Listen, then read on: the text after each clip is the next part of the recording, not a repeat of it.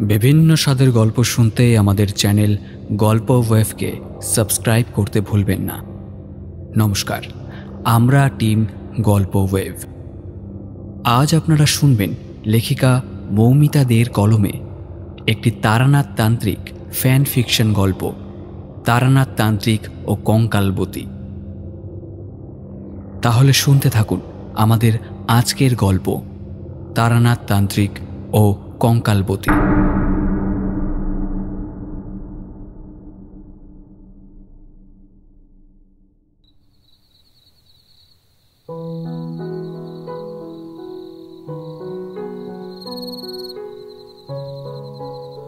এই বিশ্ব চরাচরে কত সম্পর্ক, কত নিত্য নৈমিত্তিক টানা পড়েন, কত হিংসা, দেশ, আর তার মাঝে মানুষের মনের মধ্যেকার আশার ঘোড়া অযত্নে লালন করা থাকে।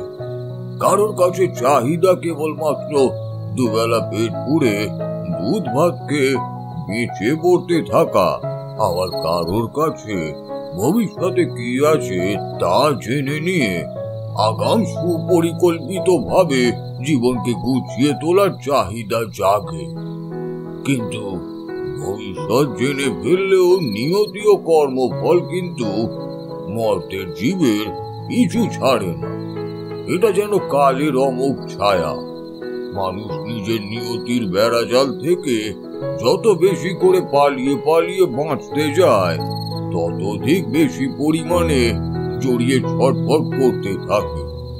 অনেকটা মাকড়সার লালা দিয়ে তৈরি জালে বদ্ধ মাছির মতো। ও জানে আর পালাবার পথ নেই, তবুও মনের কোণে লুকিয়ে থাকা জীবনের ইচ্ছা ওকে ছটফট করতে বাধ্য করে। আর যত বেশি করে লাফানোর চেষ্টা করে, তত বেশি করে মাকড়সার জালে আস্তে পৃষ্ঠে জড়িয়ে পড়ে। এই কষ্টের কোনো শেষ নেই। যতদিন নিঃশ্বাস আছে ততদিন এই ফল বয়ে বেড়াতেই হবে।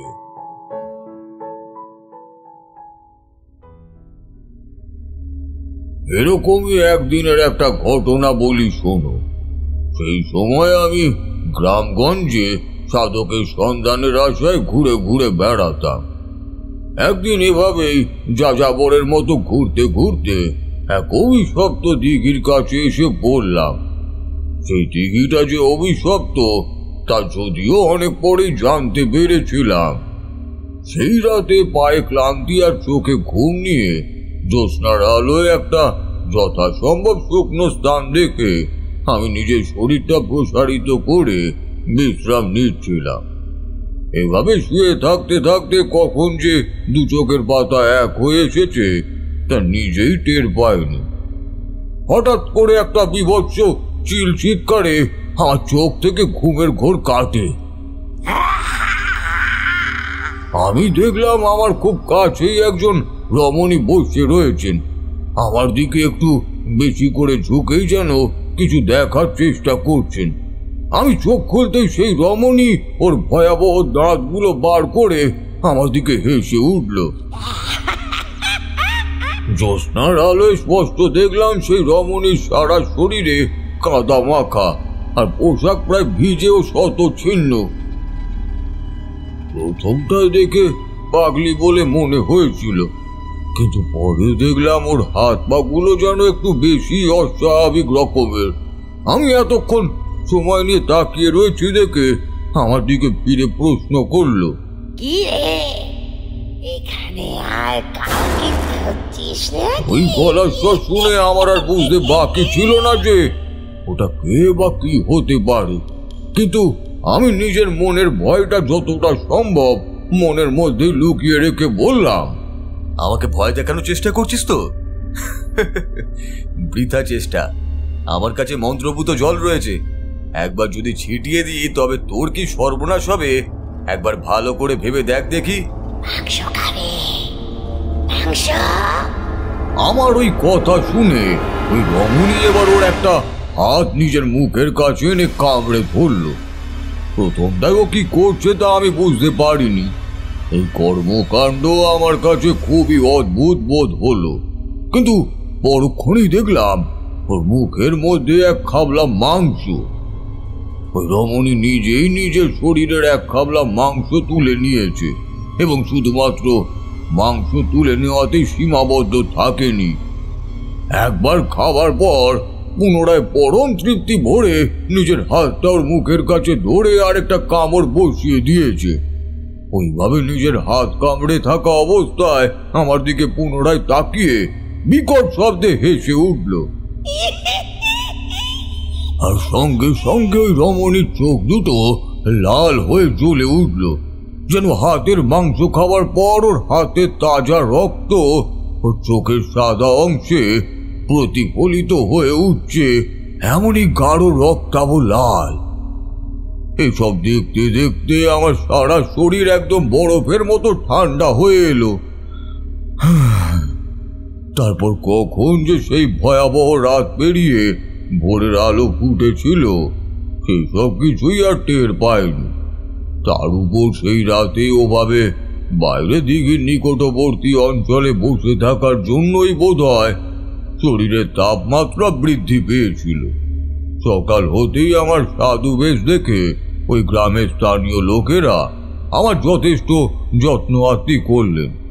একজন আবার তার বাড়িতে নিয়ে গিয়ে বেশ কিছু ফল মূল ও অন্নও দিলেন। ব্যঞ্জন যা পেয়েছি তা অতি আড়ম্বরবিহীন কিন্তু ভক্তিতে পূর্ণ। সেই সময় ওই গ্রামবাসী আমার কাছে ভয়মাখা কণ্ঠে বলেছিলেন, বাবা, আপনি তো এখন জলযোগ করছেন, অপরাধ নেবেন না। তবে আপনি খেতে খেতেই আপনাকে একটা কথা বলি। আমি জানি আপনি সাধক মানুষ, আপনার শরীরে ভয় ডর কম, এটাই যদিও স্বাভাবিক। আপনি হয়তো শ্মশানে মশানে ঘুরে বেড়ান, ভূত প্রেত নিয়ে কারবার করেন।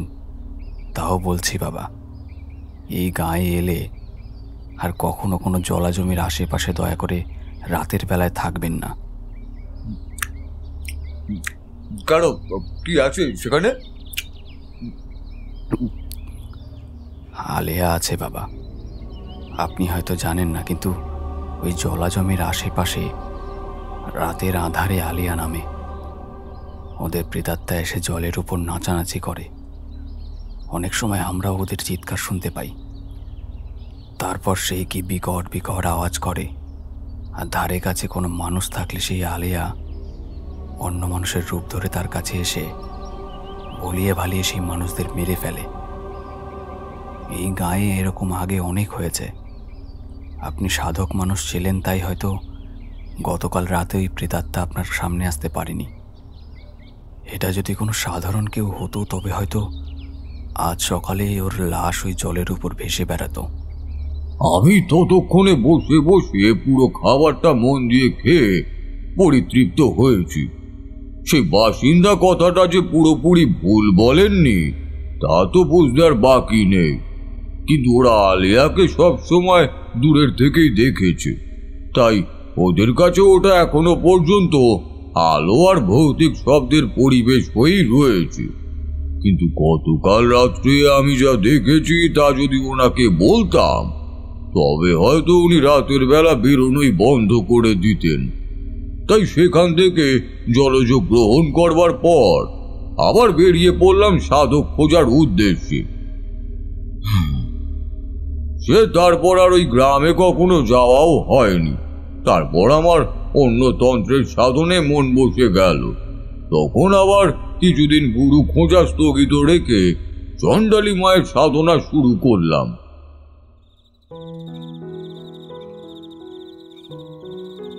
আমরা এতক্ষণ মন দিয়ে ঠাকুরমশাইয়ের কথাগুলো শুনছিলাম, কিন্তু আমাদের মনের মধ্যে গল্প শোনার তৃষ্ণাটা এখনও যেন সম্পূর্ণ হয়নি। বাইরের আবহাওয়ায় শীত প্রায় ফুরিয়ে আসে। এমন পরিবেশে মাথা টনটন করা আর শরীরের লোম খাড়া করে দেওয়ার গল্প ছাড়া এই গল্পের আসর জমে নাকি? এরই মধ্যে কিশোরী পাশ থেকে খোঁচা দিয়ে বলে উঠল, ঠাকুরমশাই, যদি সেই রাতে ওই রমণী আপনার কোনো ক্ষতি করতে আসতো তবে আপনি নিজেকে কি করে রক্ষা করতেন? কেন? ওই যে বললাম, আমার কাছে মন্ত্রপুত জল ছিল। কিন্তু সেই প্রেত যে নিজের শরীরের মাংস নির্বিকারে নিজেই ছিঁড়ে খেতে পারে, সে আপনার ওই জলের সামনে পিছুপা হবে কেন? অবিশ্বাস করছো তো? খুব স্বাভাবিক। এসবের মহিমা তোমরা আজকালকার ছেলে ছোকরার দল আর কি বুঝবে? আমার নিজের গোটা জীবনটাই যে সাধন পদ্ধতি বুঝতে বুঝতেই কেটে গেল। সেই সাধন পদ্ধতিকে তোমরা তো আর বাইরে থেকে দেখে বুঝতে পারবে না। আচ্ছা ঠাকুরমশাই, আপনি তো মানুষের ভাগ্য দেখতে পারেন, তাহলে আপনি নিজের ভাগ্য নির্ধারণ করতে পারেন। সেই জন্যেই কি আপনি বুঝতে পেরেছিলেন যে ওই প্রেত আপনার কিছুই করতে পারবে না? তুমি যে প্রশ্নটা করেছো সেখানে একটা গুরুতর ভুল রয়েছে। আমি ভাগ্য নির্ধারণ করতে পারি না, শুধুমাত্র যা হতে চলেছে তার একটা সূক্ষ্ম অনুমান দিতে পারি মাত্র। তবে ভাগ্য যদি খুব বেশি বিরূপ থাকে, তবে সেই পূর্ব সতর্কতা মানুষের মগজে স্থান পায় না। সে তখন নিজেকে শেষ করতে সেই একই পথের দিকে পা বাড়ায়। আচ্ছা, এরকম কখনো হয়েছে যে আপনি কারো ভাগ্য গণনা করেছেন আর আপনার কথা না শুনে, নিজের বিপদের কথা শুনেও সে সেই জায়গায় গিয়ে বিপদে পড়েছে? এমন গল্প থাকলে সেটা বলুন না। কি বললে তুমি? গল্প? তোমার কি মনে হয় মানুষের জীবন নিয়ে আমি গল্প বাঁধি? না না ঠাকুরমশাই, আমি সেই কথা বলতে চাইনি। আলবাত চেয়েছো। শোনো, তোমরা যে আমার বাড়িতে সপ্তাহের এক আধটা দিন গল্পের নেশায় বুঁদ হয়ে পড়ে থাকো তা আমি খুব জানি, কিন্তু এর কিছুই আসলে গল্প নয়। কিন্তু যে অবিশ্বাসী তাকে এসব বলাও বৃথা। না ঠাকুরমশাই, আমি মোটেই অবিশ্বাসী নই। থামো থামো, সব জানা আছে। ঠাকুরমশাই এই কথাটা রুক্ষতার সুরে বলার সঙ্গে সঙ্গে উঠে গিয়ে একটা সিগারেট ধরালেন। তারপর সেটা টান দিতে দিতে বললেন, যে মানুষের বিশ্বাস যত কম, সেই মানুষ তত বেশি করে এই সমস্ত বিষয়ের দিকে আগ্রহ দেখায়। কারণ সেই সব মানুষের কাছে এগুলো অবিশ্বাস্য, শুধুমাত্র গল্প। না না ঠাকুরমশাই, আমরা জানি আমাদের জ্ঞানের পরিধি খুব সীমাবদ্ধ, কিন্তু আপনার সাথে যদি এমন কোনো ঘটনা ঘটে থাকে তবে দয়া করে বলুন না। আপনি তো আগে প্রতিদিন প্রচুর খদ্দেরের হাত দেখতেন, কুষ্টি বিচার করতেন। এমন কখনো কিছু ঘটেছে নাকি? আজ তবে তোমাদের সেই অদ্ভুত সময়ের কাহিনী বলি, শোনো।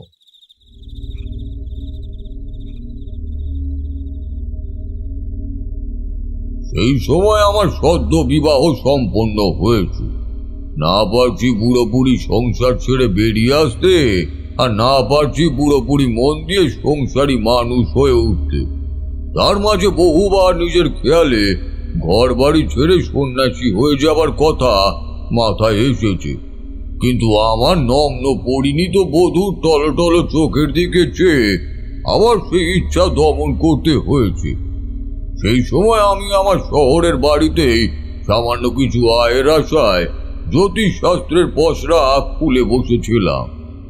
আয় যা হতো তাতে দিন মানে আমাদের কোনো মতে ঠিকই চলে যেত।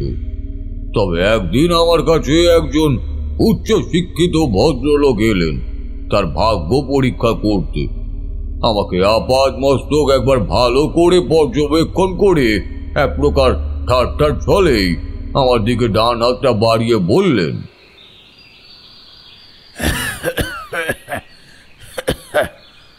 তো শুনেছি এখানকার তারা তান্ত্রিক নাকি খুব বিখ্যাত জ্যোতিষী।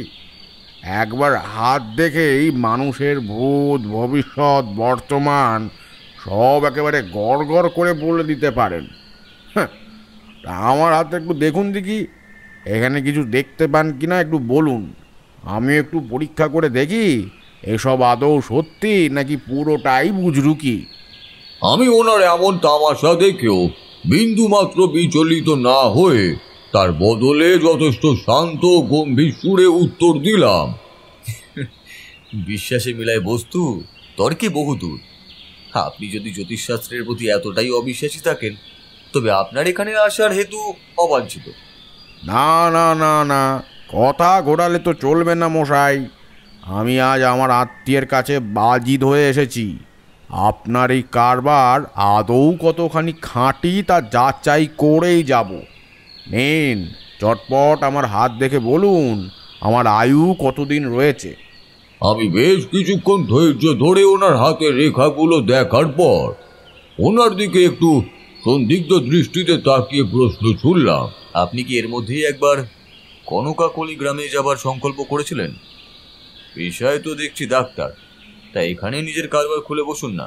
শুধু শুধু উচ্চ পদের প্রত্যাশা করে ওই হদ্দ পাড়াগায় মরতে যাবেন কেন? আমার প্রশ্ন শুনে উনি চট করে ওনার হাতটা আমার হাতের তালু থেকে সরিয়ে নিয়ে আমাকে পাল্টা প্রশ্ন করলেন। কেন বলুন তো? না মানে আপনি ওখানকার কথা জানলেন কি করে? নিজেই আমার কারবার সত্য না মিথ্যে তা যাচাই করতে এসেছিলেন, আর এখনই ভুলে গেলেন আমি কিভাবে এটা টের পেলাম। যাকে শুনুন, আপনি জ্যোতিষশাস্ত্রে বিশ্বাস করুন বা না করুন, এই সময়ের মধ্যে কনকাকলি গ্রামে যাবার যে সংকল্প নিয়েছেন তা আপনি ইতিমধ্যেই ত্যাগ করুন। ওখানে এখন আপনার কুষ্টিতে মৃত্যুযোগ চলছে। আপনার অবিশ্বাস হলে আপনার কুষ্টিটা নিয়ে গিয়ে আপনার বিশ্বস্ত জ্যোতিষীকে দেখিয়ে নিন। আমার বিশ্বাস উনিও হয়তো আপনাকে একই কথা বলবেন। ওই স্থান আপনার জন্য একদমই নিরাপদ নয়। আমি সত্যিই স্পষ্ট দেখতে পাচ্ছি ওখানে গেলে আপনার কপালে মৃত্যুযোগ লেখা রয়েছে।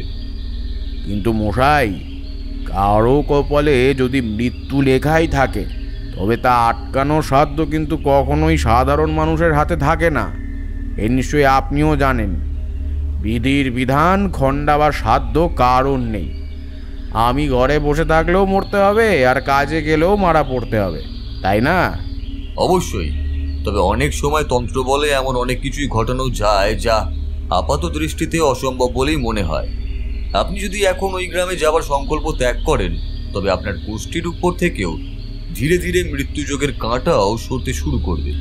বেশ, তবে পরীক্ষা করে দেখাই যাক আমার ভাগ্য বড় নাকি আপনার ভবিষ্যৎবাণী। আমি আমার যথাসাধ্য চেষ্টা করব নিজেকে রক্ষা করার, কিন্তু ওখানে আমায় যেতেই হবে। আমার খুব গুরুত্বপূর্ণ কাজ বাকি রয়েছে। আমার জন্য অনেক রোগী বসে থাকেন, সরকারি ক্যাম্প বসেছে। আমাকে তো চিকিৎসার জন্য যেতেই হবে ওখানে। এই কথাগুলো বিচলিত কণ্ঠে বলে ওই ব্যক্তি আমার সামনে থেকে বেরিয়ে গেলেন। আমি বুঝতে পারছিলাম ওনার জন্য কোনো গুরুতর বিপদ অপেক্ষা করে রয়েছে। আমার ভবিষ্যৎবাণী যে মিথ্যে হতে পারে না এ আমার দৃঢ় বিশ্বাস ছিল, কিন্তু দীর্ঘদিন যাবৎ ওই ব্যক্তির কোনো খোঁজ না পাওয়ায় আমার মনে হয়েছিল যে ওই ব্যক্তি বোধহয় নিজের মত পরিবর্তন করলেও করতে পারেন। কিন্তু আমার সেই ভুল ভাঙতে বেশি সময় লাগেনি। মাত্র 1.5 মাসের মাথায় ওনার পরিবারের একজন এসে আমাকে খবর দেয় নিধু বাবু মারা গেছেন।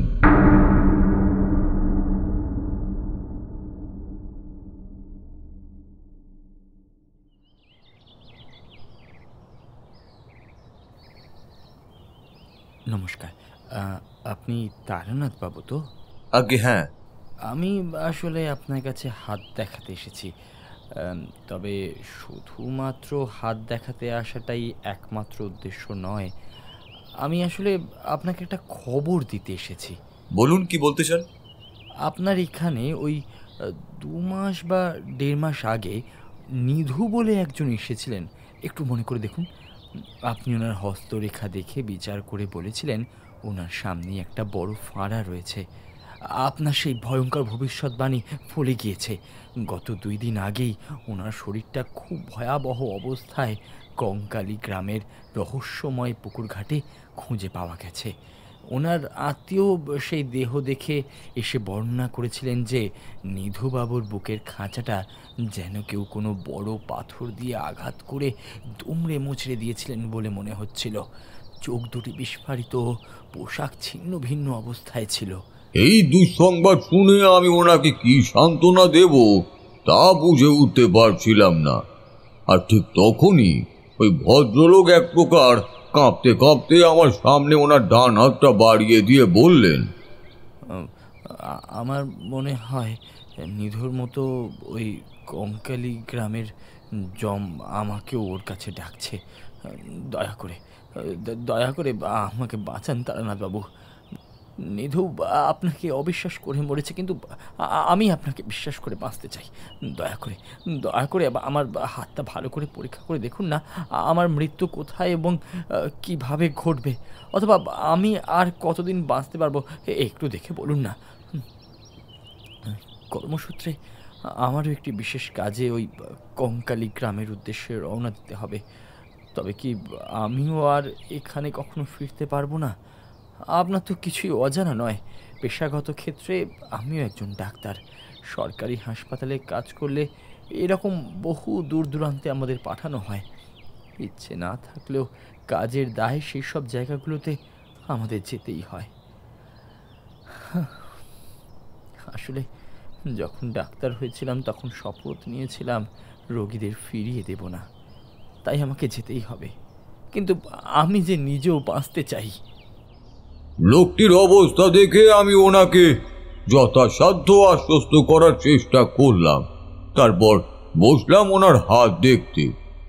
কিন্তু এ কি, সত্যি সত্যি সেখানেও একই চোখ দেখলাম। আমি কিছু বলার আগেই আমার মুখভঙ্গি দেখে সুকুমার বাবু সবটা আন্দাজ করতে পেরেছিলেন। উনি ধপ করে মাটিতে বসে পড়লেন। কিন্তু আমি এর পূর্বে যতবার দেবীর দর্শন পেয়েছি ততবার দেবী আমাকে বলেছিলেন নিজেকে অন্যের জন্য মেলে ধরতে, আমার শক্তিকে মানুষের কাজে লাগাতে। এবারও তাই, তার অন্যথা করব নাই ঠিক করলাম। আমি নিজেও সেদিন রাতেই সুকুমার বাবুর সাথে বোচকা নিয়ে বেরিয়ে পড়লাম। ঘরে আমার বধূ সসংকোচে ভয়ে ভয়ে আমার ফেরার অপেক্ষায় দিন গুনতে শুরু করলো। আমিও মনে মনে শপথ নিলাম, একের পর এক মানুষ যার জন্য মরছে তাকে জব্দ না করা পর্যন্ত কিছুতেই আর নিজের আশ্রয় ফিরব না। পথের বর্ণনা যথেষ্ট বর্ণনামূলক। সুকুমার বাবু সাথে ছিলেন বলে প্রথম পথের যাত্রাটা ট্রেনেই হয়েছে, তার পরবর্তী যাতায়াত গরুর গাড়িতে করে। তারপর গরুর গাড়ি হোক বা ঘোড়ার গাড়ি, কেউ আর কনকাকলি গ্রামের নাম শুনে সেই পথের ভিতরে যেতেই চাইলেন না। অগত্যা সুকুমার বাবুকে সঙ্গে করে পায়ে হেঁটে বাকি রাস্তা অতিক্রম করলাম। আমার কোনো অসুবিধা না হলেও যেতে যেতে যতবার সুকুমার বাবুর দিকে তাকিয়েছি ততবার সুকুমার বাবুর হাত ধরা ঘেমো নাজেহাল হওয়া মুখটা দেখে বুঝতে পেরেছি যে শহুরে বিলাস বাসনে পরিপূর্ণ আরাম আমোদে অভ্যস্ত নদর শরীর এই ক্লিষ্ট সাধনের উপযুক্ত নয়। এভাবে বেশ অনেকখানি পথ চলতে চলতে আমরা ঠিক সন্ধ্যার সময় সুকুমার বাবুর সরকারি ক্যাম্পের স্থানে উপস্থিত হলাম। আগামীকাল সকাল থেকে চিকিৎসার ক্যাম্প শুরু হবে। আমি আর সুকুমার বাবু সারা সকাল সারা দুপুর পায়ে হেঁটে সত্যি যথেষ্ট ক্লান্ত ছিলাম, তাই ক্যাম্পের পরিচারক আমাদের রাতের খাবার পরিবেশন করা মাত্রই বন্য জন্তুর মতো সেই খাবার উদরস্থ করে বিছানায় শরীরটা মেলে ধরেছিলাম। কিন্তু রাত গভীর হওয়ার সাথে সাথেই আমার মনে হতে থাকলো ওই ক্যাম্পের ঘরটা যেন আমাকে কিছু একটা বলতে চাইছে। পাশের খাটে সুকুমার বাবুর দিকে তাকিয়ে দেখলাম উনি তখন নিশ্চিন্ত মনে নাক ডেকে ঘুমোচ্ছেন। সম্ভবত ওনার মনে এই বিশ্বাস জন্ম নিয়েছে যে সাথে যেহেতু একজন সাধক রয়েছে সেহেতু তিনি নিজের জীবনের রক্ষা কবচ সাথে করেই এই মৃত্যুপুরীতে এসেছেন। তাই এখন পরবর্তী সমস্ত দায় দায়িত্ব যেন আমার একার, এবং উনি নিশ্চিন্ত মনে দায় ঝেড়ে বিশ্রাম নিতেই পারেন। এদিকে রাত যত গভীর হতে থাকে আমি সত্যি সেই ঘরের চারপাশে কার যেন পায়চারি করার আওয়াজ পেতে থাকি। তারপর একটা সময় সেই আওয়াজটা গা সওয়া হয়ে এলে আবার একটু ঘুমানোর চেষ্টা করতে থাকি।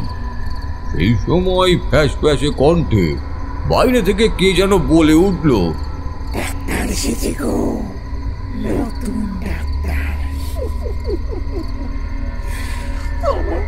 আমার তো খুব শরীর খারাপ।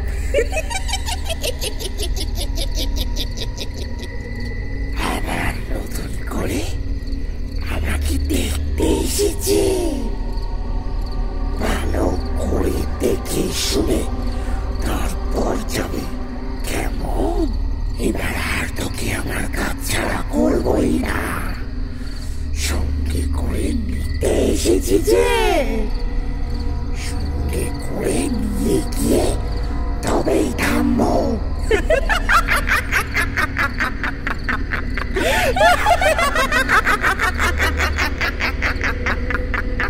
এই সমস্ত আওয়াজ যতদূর সম্ভব মনে হয় আমি একাই শুনতে পেয়েছি, কারণ তখনও সুকুমার বাবু দিব্যি নিজের ঘুমের দেশে মগ্ন হয়ে রয়েছেন।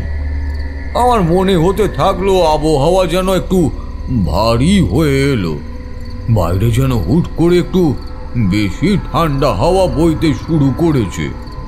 এসব ভাবতে ভাবতেই ঘরের জানালাটা দড়াম করে হাওয়ার দাপটে বন্ধ হয়ে গেল।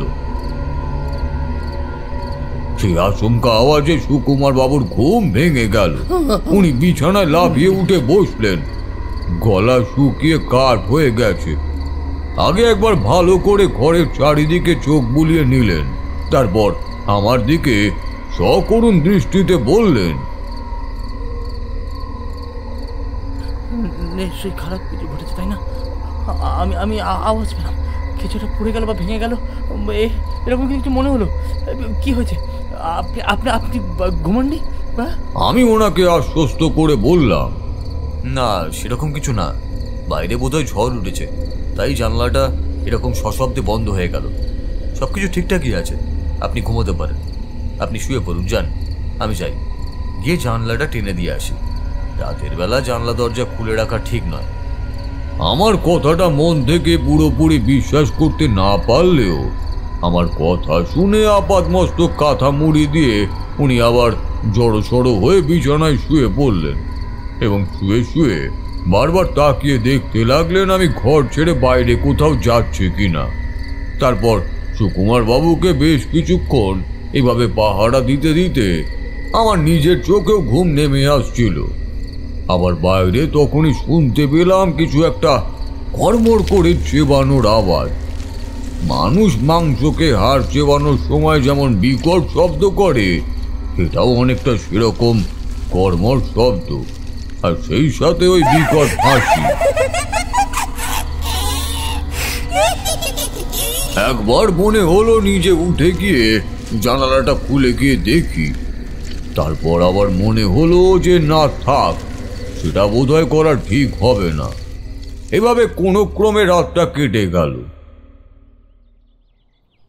পরের দিন সকালে ক্যাম্প খোলা হলো, দলে দলে রোগী এসে ভিড় জমালো। এত রোগী দেখার মাঝে সুকুমার বাবুর ভয়ের কথাও ভুলে গেলেন।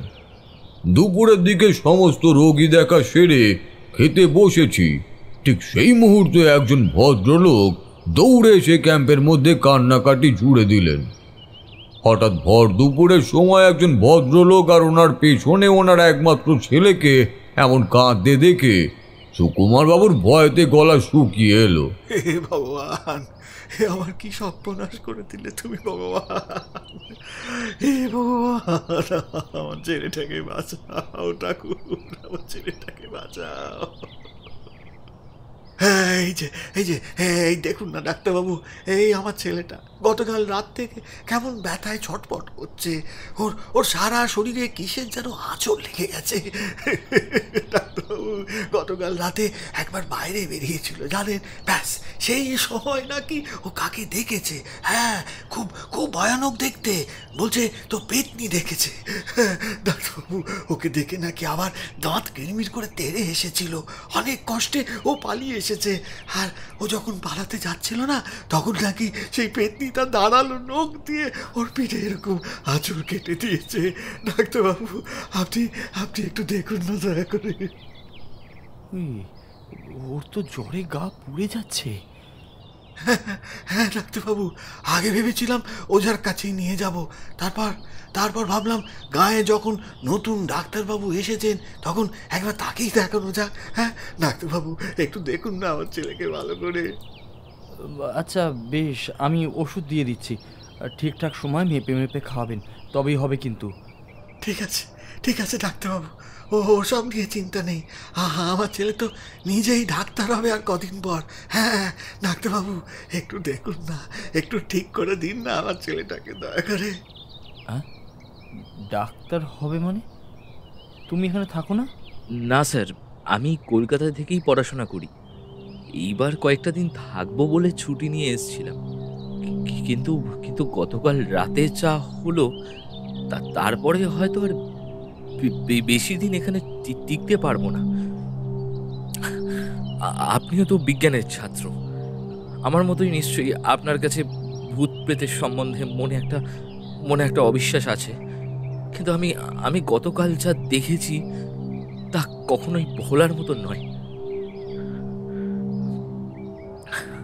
সারা মুখের রক্ত মাখা এক বিভৎস নারী মূর্তি। ও কোনো সাধারণ মানুষ নয়, বরং অশরীরী।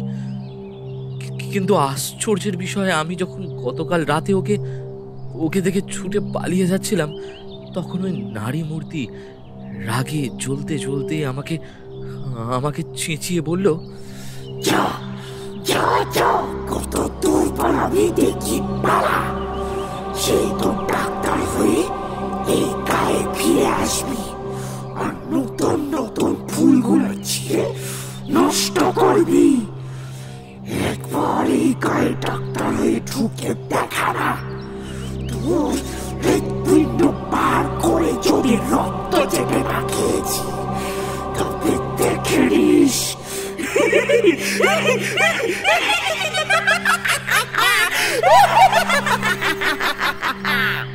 আমার কানে তখন গতকাল রাত্রের ওই মহিলা কণ্ঠটা যেন পুনরায় ভেসে আসলো। দেখলাম সুকুমার বাবুর হাত স্তব্ধ হয়ে রয়েছে। আমি নিজেই তা দেখে বলে উঠলাম, এ কি ডাক্তারবাবু, চিকিৎসা সম্পন্ন করুন, পরে যা হবে দেখা যাবে, আগে তো নিজের কর্তব্য পালন করুন। ছেলেটির প্রাথমিক চিকিৎসা করিয়ে ক্যাম্প থেকে চলে গেল। আমাদের দুজনের সামনে যথেষ্ট পরিমাণ খাবার পড়ে রয়েছে, কিন্তু সুকুমার বাবুর গলা দিয়ে আর দেশি মুরগির ঝোল কিছুতেই নাম ছিল না। অতি কষ্টে 2 দানা ভাত মুখে তুলে থম মেরে বসে রইলেন। আমি যদিও পঞ্চব্যঞ্জন সহকারে সমস্ত পদ তাড়িয়ে তাড়িয়ে খেয়ে তার স্বাদ আস্বাদন করলাম।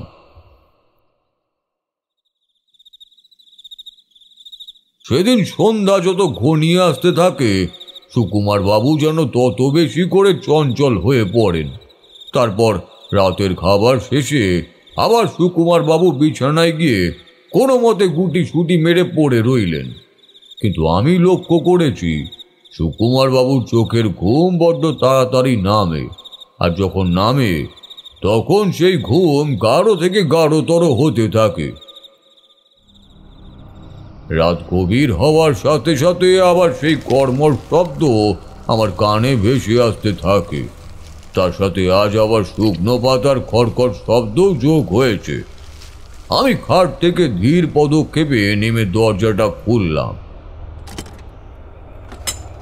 বাইরে তখন জ্যোৎস্নার আলো ফুটে রয়েছে, চারিদিকে ঠান্ডা বাতাস বইছে, আর আরো বেগে যেন শুকনো পাতা উড়ে চলেছে। আকাশের চাঁদকে মেঘ যেন ঢেকে দেবার আপ্রাণ চেষ্টা করছে। না, সত্যি বৃষ্টি হলেও হতে পারে। দরজা খুলে দাঁড়াবার সঙ্গে সঙ্গে একটা চিৎকার শুনতে পেলাম। আমি সাহস করে চিৎকারের উচ্চস্থল কোথায় তা জানতে সেই শব্দের পিছনে ছুটে চললাম। সেদিন ঘরে তখন সুকুমার বাবু অঘরে ঘুমোচ্ছেন। এই কথা তখন আমার মাথাতেই নেই যে আমি এভাবে বেরিয়ে চলে এলাম। এখন তো যে কেউ ঘুমন্ত সুকুমার বাবুকে চাইলেই অতি সহজে হত্যা করতে পারে। আমি ছুটতে ছুটতে একটা পুরো ঘরের সামনে এসে থামলাম। একটাই আবাসস্থল, অনেকটা হল ঘরের মতো, বা বলা ভালো সুকুমার বাবু আর আমি যেই ক্যাম্পে রয়েছি ঠিক তেমনই একটা বড় ঘর। দেখে মনে হয় যেন আগে এখানেও ক্যাম্প বসতো। আমি সামনে কারোর পায়ের শব্দ শুনতে পেয়ে তাড়াতাড়ি একটা গাছের আড়ালে গিয়ে লুকিয়ে পড়লাম। শব্দটা আরো কাছে আসতেই দেখলাম একটা নারী মূর্তি এদিক ওদিক তাকিয়ে পেটে হাত রেখে ওই পুরো ঘরের দিকে ঢুকে গেল। আমি ওকে থামাতে ওর পিছনে ছুটলাম। তারপর আমি ওর পিছু পিছু সেই ঘরের মধ্যেও প্রবেশ করলাম। ঘরে ঢোকার সঙ্গে সঙ্গেই যেন মনে হলো অন্ধকার অনেকটা সরে এসেছে।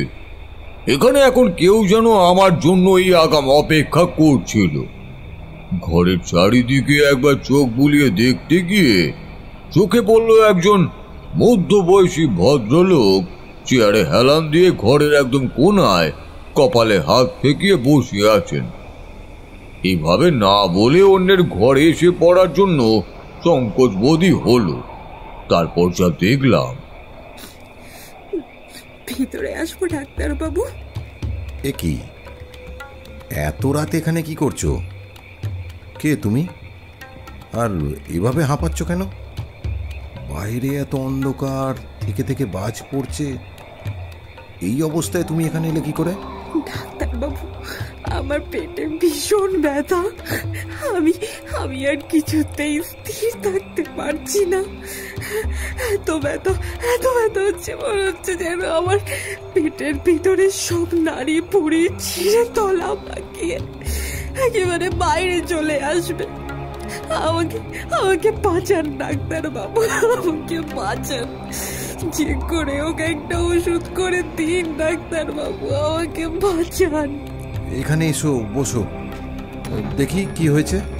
আমি দেখতে পেলাম সেই ডাক্তারবাবু তখন ওই মেয়েটিকে একটা খাটের ওপর শুয়ে দিয়ে লণ্ঠনটা হাতে নিয়ে ওর পেটের জায়গা থেকে শাড়ির আঁচল সরিয়ে অনেকক্ষণ ধরে কিছু পরীক্ষা করলেন।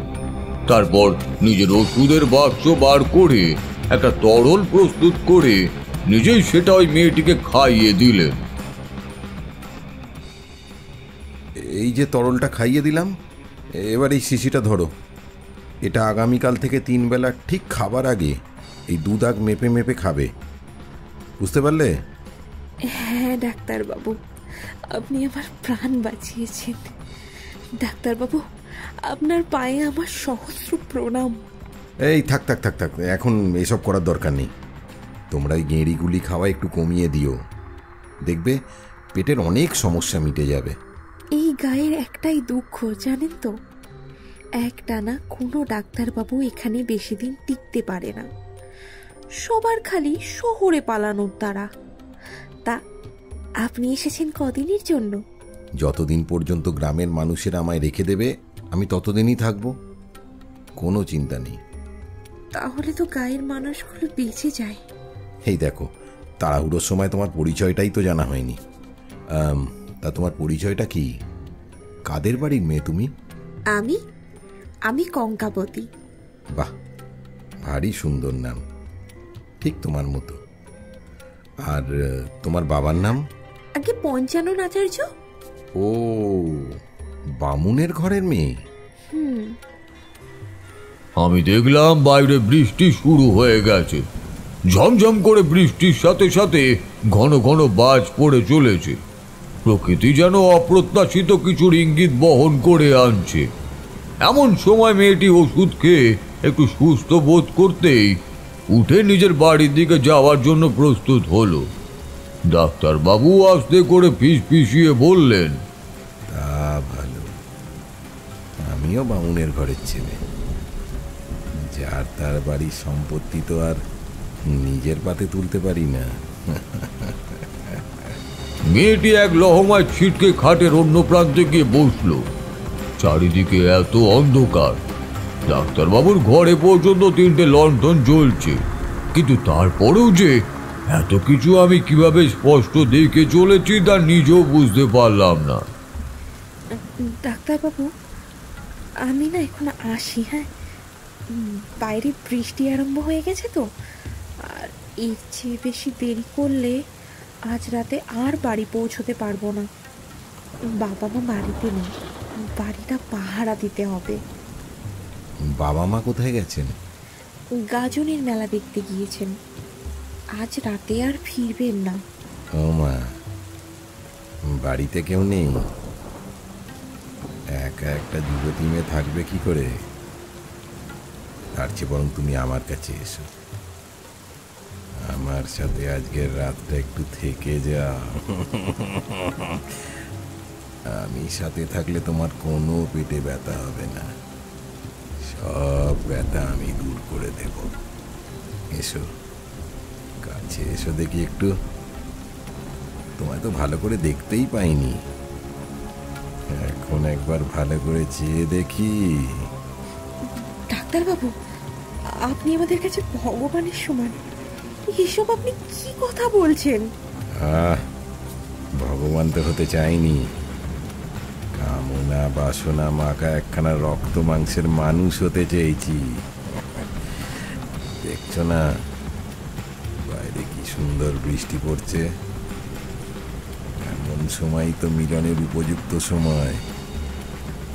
এসো, কাছে এসো। না না ডাক্তারবাবু, না, এমনটা করবেন না। ডাক্তারবাবু, এমনটা করবেন না। কে কোথায় আছেন? বাঁচান ডাক্তারবাবু, বদলোক আমাকে নোংরা কথা বলছে। বাঁচান, বাঁচান। আমি দেখতে পেলাম ডাক্তারবাবু এক চড়ে মেয়েটিকে খাটের পায়ার কাছে ছিটকে ফেললো। তারপর জোর করে মেয়েটির হাত ধরে টানতে টানতে ওকে বিবস্ত্র করতে শুরু করলো। এই দৃশ্য দেখা মাত্রই আমার শরীরের সমস্ত অঙ্গ প্রত্যঙ্গ যেন দপ করে জ্বলে উঠল। আমি ছুটে গিয়ে ওই ডাক্তারবাবুকে যথাযথ শাস্তি দিতে চাইলাম, কিন্তু সবকিছুই যেন মায়া। ওই মেয়েটি বা ওই ডাক্তারবাবু কাউকেই আমি চাইলেও ছুঁতে পারছিলাম না। সবই যেন কোনো এক অদ্ভুত বা অদৃশ্য মায়া বলে আমার হাত ভেদ করে ফসকে যাচ্ছিল। তারপর একটা সময় মেয়েটা পাশবিক যন্ত্রণা সহ্য করতে না পেরে ছটফট করতে করতে অজ্ঞান হয়ে গেল। সেই সময় বৃষ্টি একটু ধরে এসেছে দেখে ডাক্তারবাবুর চাকর দয়াল ডাক্তারবাবুর ক্যাম্প বাড়িতে ছুটে আসে। ঘরের কোনায় খালি গায়ে ডাক্তারবাবুকে বসে থাকতে দেখে আর ঘরের মেঝেতে এরকম ছিন্ন পোশাকে ওদেরই গ্রামের মেয়েকে পড়ে থাকতে দেখে দয়ালের আর বুঝতে কিছুই বাকি থাকে না।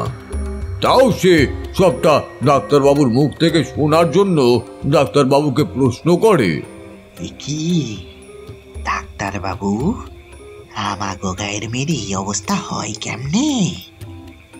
দয়ালের কথা শুনে ডাক্তারবাবুর কপালে বিন্দু বিন্দু ঘাম জমা দেয়।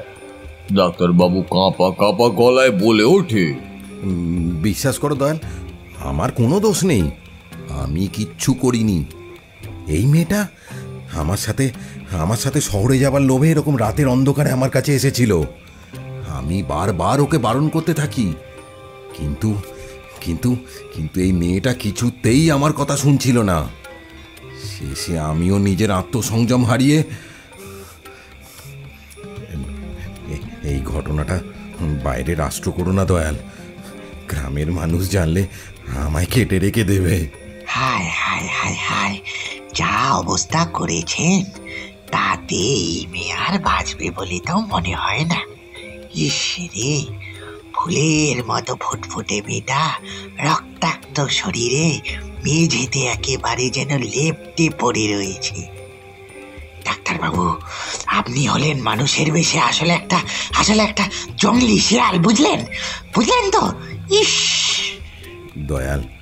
দয়াল এভাবে বলো না, আমি বুঝতে পারিনি সেই সময়।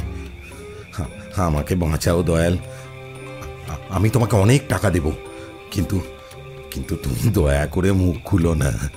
বেশ, তাই হবে, কিন্তু এই লাশ তো এখানে এভাবে ফেলে রাখা যাবে না।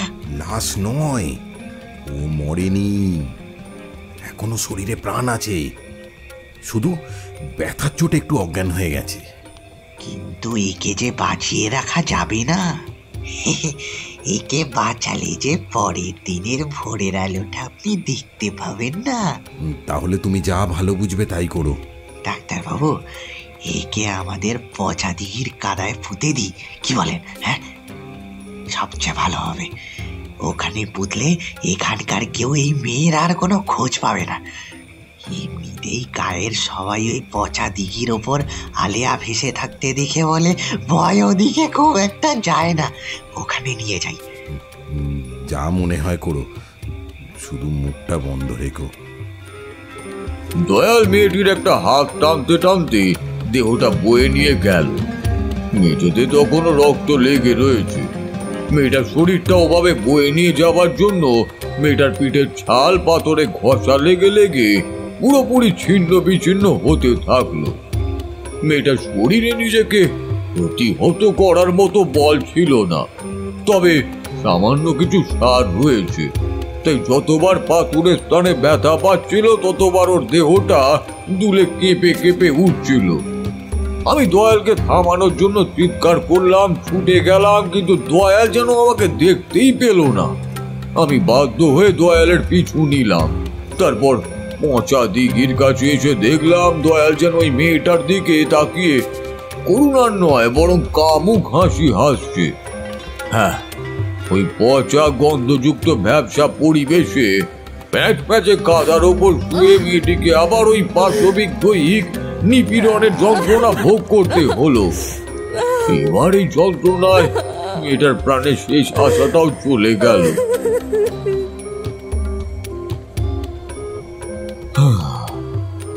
একবার মুখ থেকে একটা অস্পষ্ট গোঙানি বার করে সেই পৃথিবীর মায়া ত্যাগ করলো।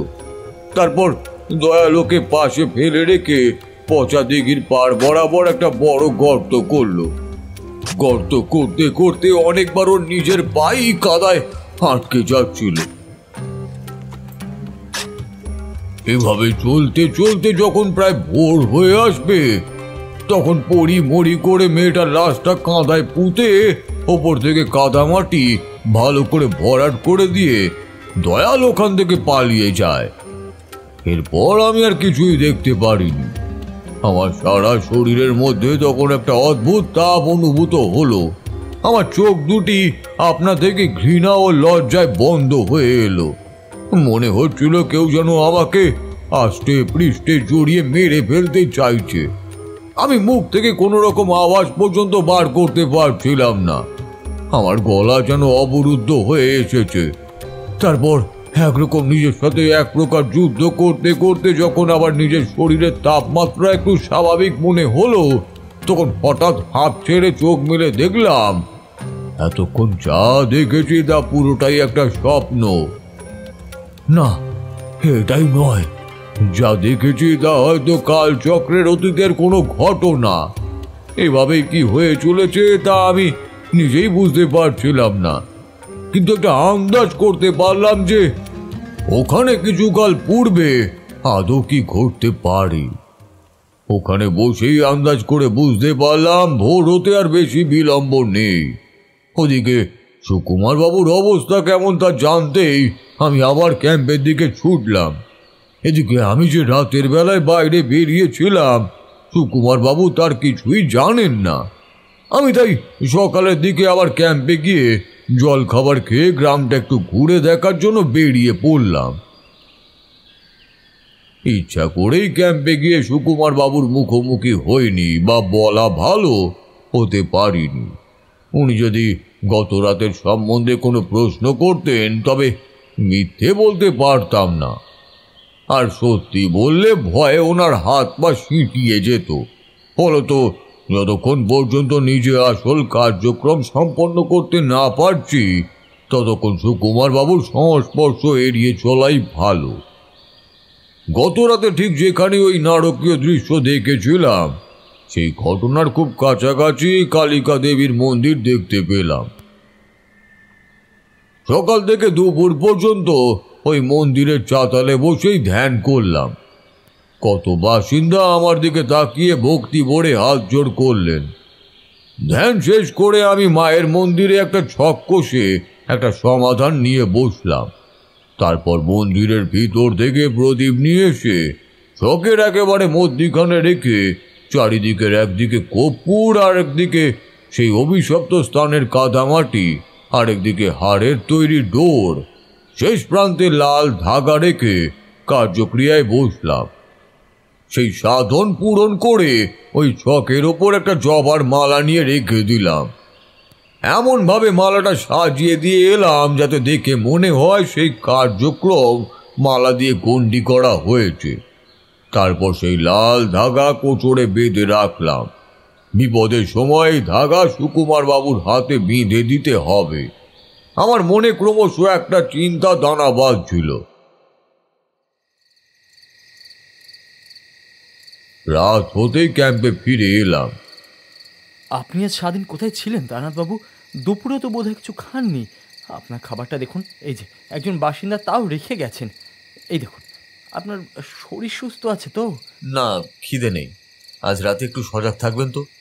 আজ রাতে কিছু একটা ঘটলেও ঘটতে পারে। আর দেখি, হাতটা বাড়ান তো। এই নিন, এটা হাতে বেঁধে রাখবেন।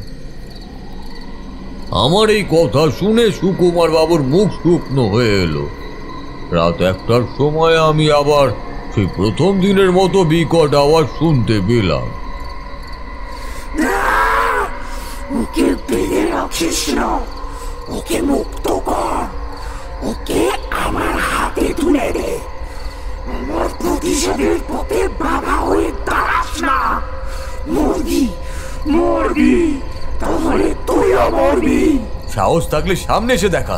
ছাড়, ছাড় বলছি, ওর বাঁধন কম, ওটা আমি সহ্য করতে পারছি না। বাইরে তখন পুনরায় ঝড়ের পূর্বাভাস দেখা দিয়েছে। আমাকে অনুসরণ করে সুকুমার বাবু ভয়ে ভয়ে ক্যাম্পের বাইরে বেরিয়ে এলেন।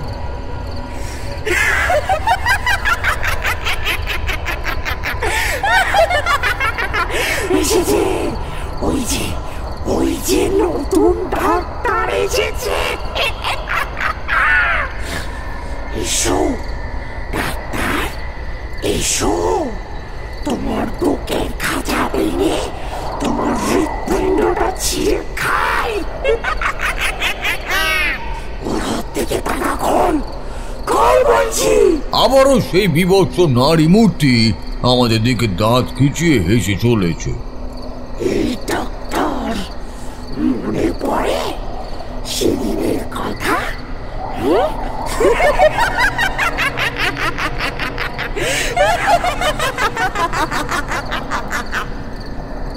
তারানাথবাবু, তারানাথবাবু, দয়া করে বাঁচান। আরে এসব কি হচ্ছে? আমাকে বাঁচান, ক্যাম্পে ফিরে চলুন। এখানে এক মুহূর্ত দাঁড়ালে ওই আত্মা আমার। ঠিক ধরেছিস, আমার হাতে আজ তোর মৃত্যু। তুই কে? কি চাস তুই? কেন একে একে এই গাঁয়ের সমস্ত অতিথিদের মেরে তাদের রক্তে নিজের পিপাসা মেটাচ্ছিস তুই? হ্যাঁ, বল দেখিনি। আমার পরিচয় জানতে এসেছিস?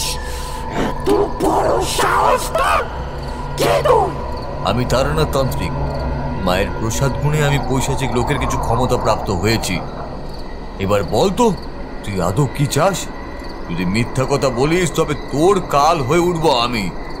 বল বলছি, কে তুই? আমি বদলা নিতে চাই, বদলা। যে মানুষটা আমাকে মেরে আমার ইজ্জত নিয়ে পালিয়েছে, সেই দিনের বদলা নিতে চাই। সে কে?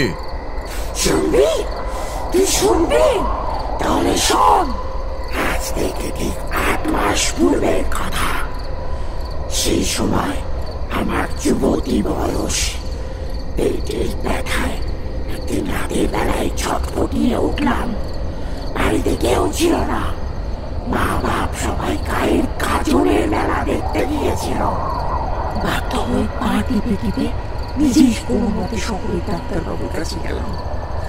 রাতটুকু কাটানোর জন্য ওষুধ নিত। ডাক্তারবাবুর কি মনে হলো, উনি আমাকে পরীক্ষা করার পর আমার চিকিৎসার জন্য অনেক নাম চেয়ে বসলেন। অত টাকা তো আমার কাছে ছিল না।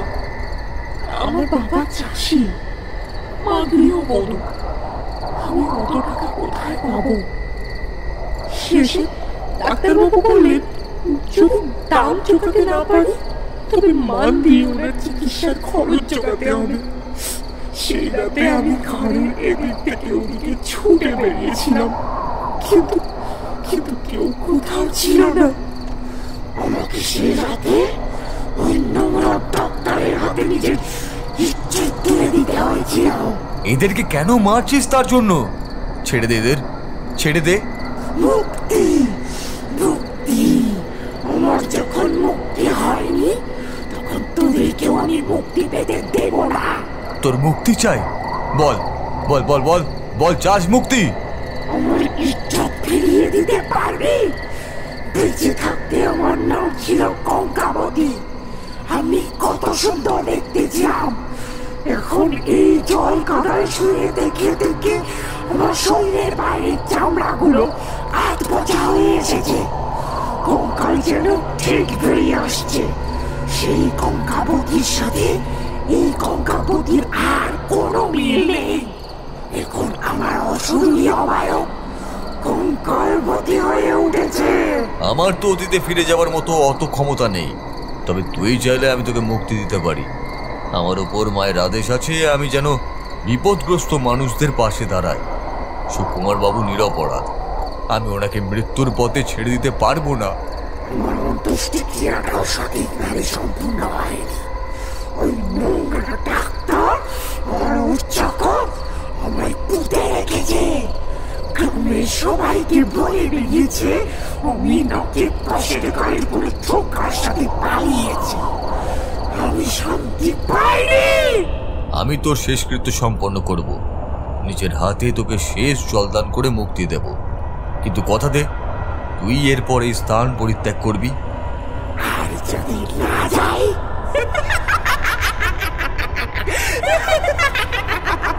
তোর নামে আজই মায়ের কাছে গন্ডি করা আছে। যদি সেই কথার অন্যথা করিস তবে আজই এখন তোকে আমি হলুদ পোড়া দিয়ে বদ্ধ করতে পারবো। আমাকে ভয় দেখাস? তোর এত সাহস? বল, মুক্তি চাস নাকি নিজের সর্বনাশ ডেকে আনবি? না, অপবাদ মাথায় নিয়ে আমি মুক্তি পেতে চাই না। তার চেয়ে আমি সব ডাক্তারদের মেরে ওদের রক্ত খেতে চাই।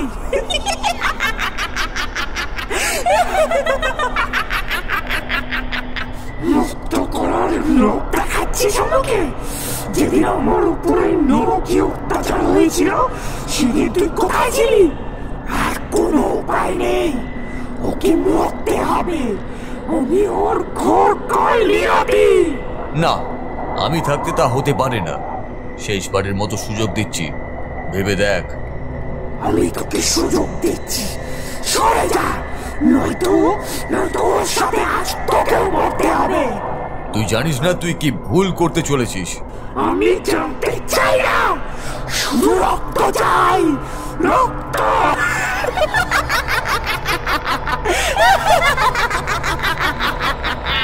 তুই সরবি নাকি আমি তোর সামনে ওকে শেষ করে ওর শরীরের খরচা ভেঙে ওর কলিজা ছিঁড়ে খেতে শুরু করবো? বল, কি চাস? জয় মা কালিকা। আমি হার মানব না। বেশ, তবে তোর ওই ঔদ্ধত্যের ফল ভোগ কর। এই আমি আমার হাতে হলুদ পোড়া মুঠো করে ধরলাম, দেখি তোর শক্তি বেশি নাকি আমার কালিকা মায়ের শুদ্ধ শক্তির প্রকোপ বেশি। ওম ছটায় তদিষ্ণু পরমত্তা, ওম করুণা ঠুঞ্চল কপাল, পিশাচঘোর কালিকা বদনায় সমচারায়, ঔরস্যোষ করলি মনোভবতরায়, পতন স্বয়ং ও ক্রিংক্রান্তি শুদ্ধায়, পবিত্রবান তন সর্বকরুণ বিনাশায়। আমার সর্বঙ্গ চলছে, শেষ করে দেবো সব শয়তান। ওম ভট্টট। আর পারছি না, তুই কোথায় আছো? বাঁচাও, আমি তোকে ছাড়বো না। এখনো হার মারবি না তো? বেশ, তবেই নে। ওং স্তনম হিং। আমি পারছি না, আমি পারছি না, সহ্য করতে পারছি না। তাহলে কি চাস? ঠিক আছে, আমি তোর কথা মেনে নেব। আমার সর্বাঙ্গ চলছে, আমি শুনবো তোর কথা। আমার রাজা। বেশ, সব হবে, কিন্তু কি করলে তুই পুরোপুরি বিদায় হবি বল? মুক্তি দে আমায়। আমি চলে যাব, তবে আমার চরিত্রে যে বদনাম এসেছে তার কি হবে? আমার নামে কলঙ্ক ঘুরবে কি করে? সেটাও আমি সমাধান করে দেব। সেই ডাক্তার আর দয়ালকে তো তুই নিজের হাতেই শেষ করেছিস, তোর আর অতৃপ্ত হবার তো কোনো কারণ নেই। বেশ, তবে সামনের পুণ্যতিথিতে আমার শেষকৃত্য করবি। আমি রাতের বেলায় নিজে এসে আমার শেষ পাওনা নিয়ে যাব। ঠিক আছে, তাই হবে। আজ যা। সেদিন চোখের সামনে ওসব দেখার পর সুকুমার বাবু অসুস্থতার বাহানা করে চিঠি দিয়ে কলকাতায় তড়িঘড়ি ফিরে এলো। আমি কিন্তু থেকেই গিয়েছিলাম। আমি ওই মেয়েটার শেষকৃত্য সম্পন্ন করে ওকে মুক্ত করে তারপর নিজের বাড়িতে ফিরে এসেছিলাম।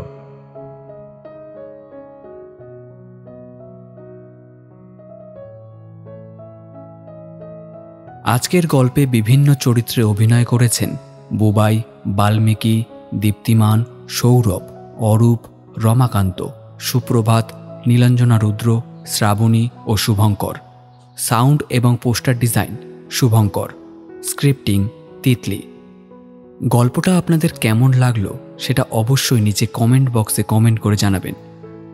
এইরকমই বিভিন্ন ধরনের গল্প শোনার জন্য আমাদের চ্যানেল গল্প ওয়েভকে সাবস্ক্রাইব করে রাখুন এবং পাশে থাকা বেল আইকনটি প্রেস করে দিন, যাতে আমরা যখনই কোনো নতুন গল্প নিয়ে আসব তার নোটিফিকেশন সবার আগে আপনার কাছে পৌঁছে যাক। আজকের মতো বিদায়। ভালো থাকবেন এবং সকলকে ভালো রাখার চেষ্টা করবেন।